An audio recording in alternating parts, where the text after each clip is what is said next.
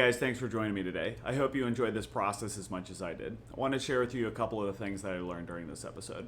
First thing that I learned is a tail vise has a very important role, or having a large vise that can grip is very important. You saw this earlier on in the episode when I was fumbling around with my pipe clamps to try and hold the picture frame in, and part of the challenge was that I didn't have anything that I could plane nicely on. My little tiny Irwin 6-inch clamp that I have, here, let me show you what that looks like real fast. This guy is realistically just too small, and because it's offset from the top of the work plane, I had a really difficult time when I tried to clamp it in here, planing across the top without hitting my bench, and in fact you can actually see where I hit my bench on there. One of the things that was suggested to me is if I mount in some wood on here that comes even with this and brings it up to the top, I should be able to clamp right up on top of my workbench, and that will make it a little bit easier. So I'm going to look into making some of those here so that I can both buffer my clamp and raise it up just a little bit. But what I learned is that having a tail vise could be something that is very useful for the shop, and so I'm going to look into making a tail vise or purchasing a tail vise. I know that tail vise hardware can be kind of expensive and kind of particular, but I have seen a couple of tail vises where you can use pipe clamps and get 2 pipe clamps, which should get pretty close. So I'll see and kind of explore what that looks like.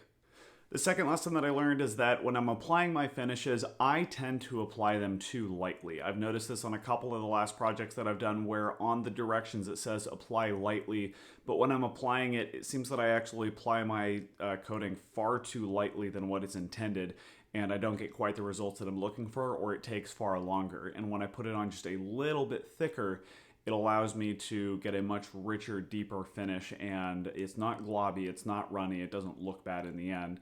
And so one of the things that I'm going to be trying to work on is slowly upping the amount of finish that I put on until I reach a more appropriate level. That's where you could see me. Initially in this video, I was using a cloth wiping the finish all over the top of this.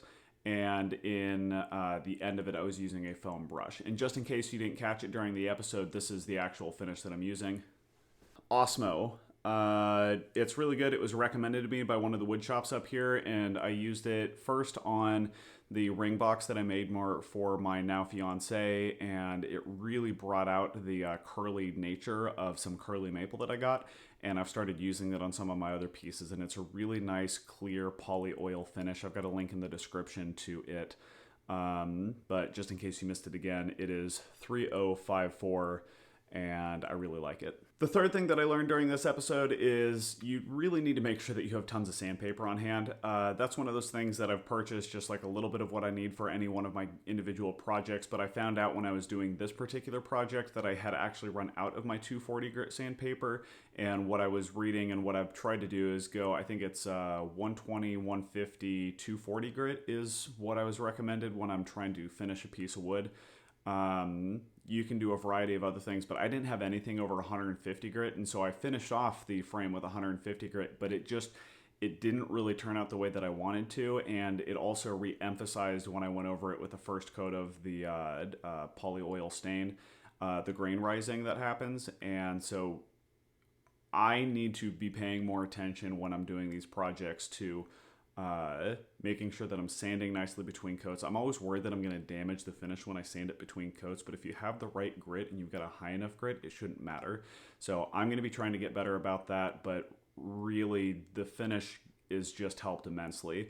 The other thing that I learned with the sanding itself is when you're sanding on the corners, when you've got grains moving in the opposite directions, wood grain, I'd always heard the recommendation to sand with the wood grain, but I had never really experienced what it was like when you did the opposite, and there's little tiny tail pieces of it, of the frame, where I was sanding against the grain, and boy does it just look awful. So highly recommended, stay with the grain, have plenty of sandpaper on hand so that you can do whatever you need to do. All right, and last but not least, the fourth lesson that I learned during this episode was my dust mask really sucks. If you guys are going onto Amazon and you're looking for a really cheap dust mask, one of my biggest issues is I don't like things that don't stay up nicely on my head. So I've got glasses, I've got hats, I've got other stuff.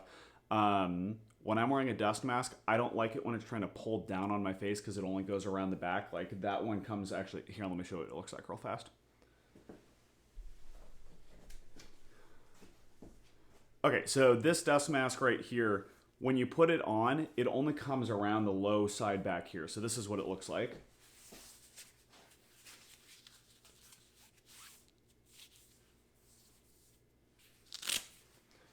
So when it's coming around, it only comes around up over my ear and it sits really low on my head. And so the problem with that is it feels like it's trying to fall down on my face the entire time, and it's only my ears that are keeping it up. And so one of the things that I looked for in the next dust mask that I'm going to get, and it's looking like I'm probably going to end up getting an RZ dust mask. I'm not sponsored by them. I don't have any affiliation with them, but I've been seeing them a lot online and with a lot of the other woodworkers. And they have one model that has a crown support, which comes, so you have one that comes across the top of your head like this and around the base. And that seems to support really nicely across my head on any of the other masks that I've had to wear. So I'm going to go ahead and give that a shot. But just in case you guys are wondering, this brand of dust mask is, let me check it real fast. It is the Fight Tech off of Amazon. I got it for like 20 bucks. I thought it was a pretty good deal. It had really good reviews, but it just doesn't stay on my head worth a darn, and it's not comfortable for the amount of time. Now, it does filter out the dust just fine. I did notice that it did filter out a lot of the dust when I was sanding. Filters it out just fine. It's just not comfortable to wear for extended periods of time. All right, thanks for joining me, you guys. I really appreciate you being here. If you like this content and you like this video, go ahead and hit like. If you like what we're doing on the channel, we really appreciate it when you subscribe. I've got a couple of subscribers that I interact with on a regular basis, and I absolutely love interacting with you guys. Please keep it up. Please keep commenting. Please keep asking questions.